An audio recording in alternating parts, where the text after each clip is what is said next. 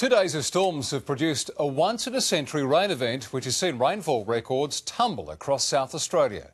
Volunteers responded to more than 500 calls for help. The impact on communities and this year's harvest not yet realised. A rising creek becomes a rapid torrent. 80-year-old Doris cut off and isolated on her Strathalbyn property last night. It was coming at such a speed. All of a sudden we got this very heavy rain and I was concerned about the house. Luckily it was spared, but other homes and businesses across the mid-north and Barossa weren't. The Morgan Caravan Park inundated, while at Monarto the spectacular and dangerous unfolded before the eyes of Nicole Bruggeman. Didn't really believe it to start with, and then we were just like, whoa, we actually have a tornado at Monarto. It was pretty freaky. The tornado descending from the clouds for more than 10 minutes, touching down but doing no damage. The slow-moving system brought driving hail and rain, which sent records tumbling.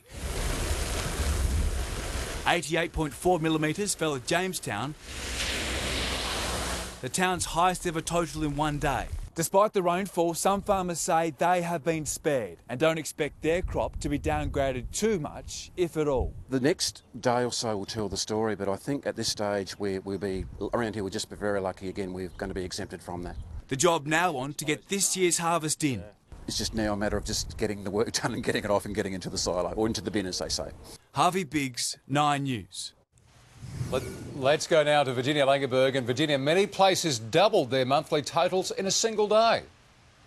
That's right, Brenton, and nearly 30 weather stations across the state posted new daily rainfall records for November in the past 2 days. But the nature of the storm saw some places drenched, while literally the neighbouring towns got nothing. Jamestown had the highest falls for the entire state in the 48 hours to 9 a.m. this morning with 107 millimetres. Now, Port Pirie was inundated with 96.6 millimetres over the 2 days. Nearly half of that, though, was in just 1 hour.